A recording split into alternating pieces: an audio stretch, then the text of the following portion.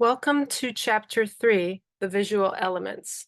My name is Professor Klotz, and I hope that you enjoyed this lecture. Please be sure to take notes. So we begin with our learning objectives. Describe the characteristics of line, identify the two general categories of shapes and their different qualities, differentiate between two-dimensional and three-dimensional depictions of mass, summarize how technical devices such as implied depth and linear perspective are used to render space in two-dimensional works of art. Discuss how visual artists can express or embody the passage of time and the concept of motion in their work.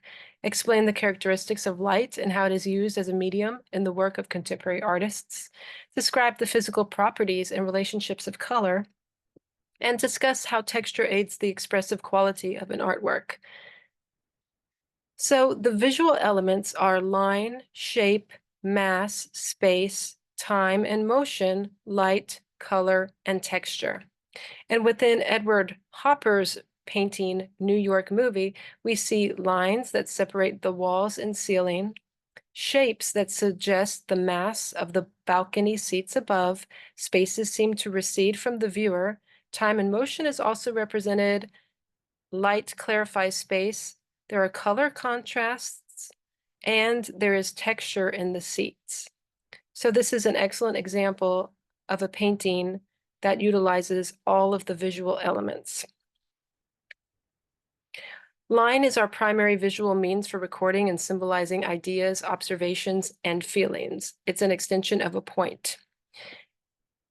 Here are a variety of lines: actual line, implied line, actual straight lines and implied curved line, line created by an edge, vertical line, and horizontal line, diagonal lines, sharp, jagged lines, dance of curving lines, hard line, soft line, and finally, ragged, irregular line.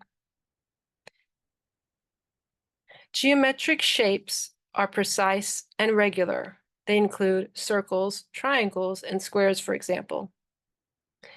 So all shapes fall into two categories. They are either geometric or organic. Organic shapes are irregular, they are curving or rounded usually, and they are more relaxed and informal than geometric shapes.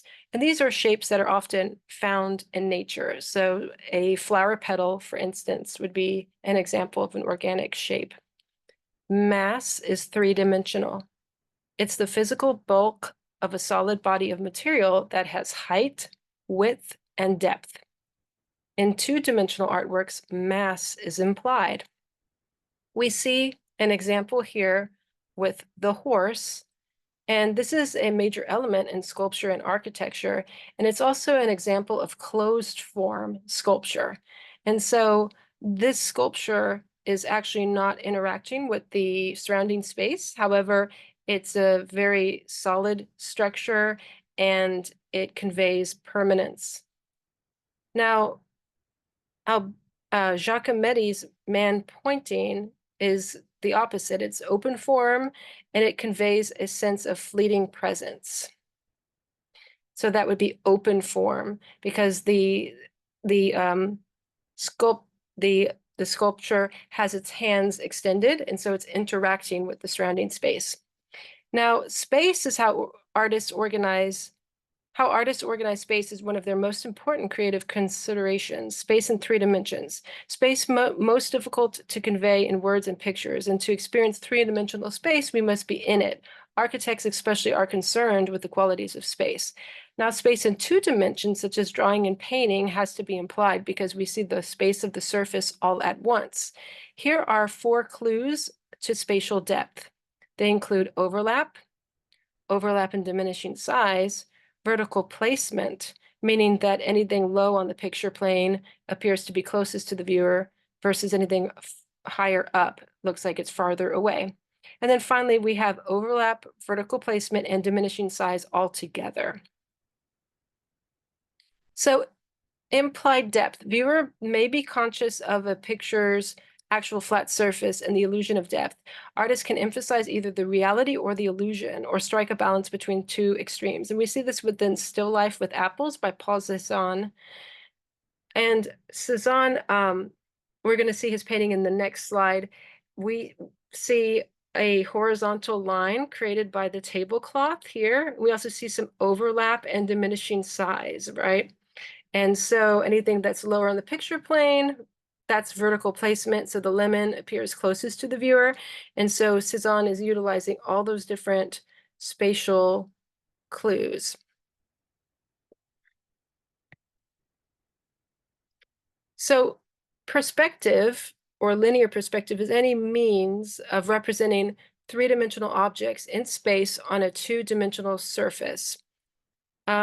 It was perfected during the 15th century in Italy, and it's based on the way we see. So right at the beginning of the Renaissance is where you see linear perspective emerge, and it's in a lot of Renaissance paintings. It's also a system of spatial depth based on lines. And so that's why you have the word linear. So you see the word line is actually within the word linear. And here's an example of linear perspective. This is showing one-point perspective where there's one vanishing point and all the receding lines of the road recede towards that vanishing point, and even the tops of the trees do as well. And even this is actually in your textbook. You can see these cubes that are drawn in linear perspective, where you have an artist who's drawn the frontal 4 lines of the box. Then you arbitrarily choose the left side here and then the bottom of the box and connect those corners to that vanishing point in the center. And then here you have a box done in 2-point perspective where you begin with one line initially. And so you're seeing the corner of the box and you're connecting that top part of the line to each of the vanishing points on the left and the right. So here's one vanishing point on the left and one on the right. And then they cross over, and that's the back of the box. And you also connect the bottom of this initial line as well. So linear perspective is seen in the painting The School of Athens. And you have the two philosophers, Plato and Aristotle, and they are both placed at the vanishing point, which is in the center of the painting right here. So they're right at the vanishing point.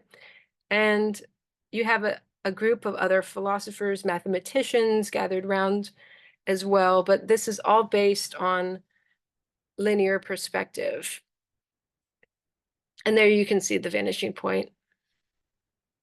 This is by the Renaissance artist Raphael.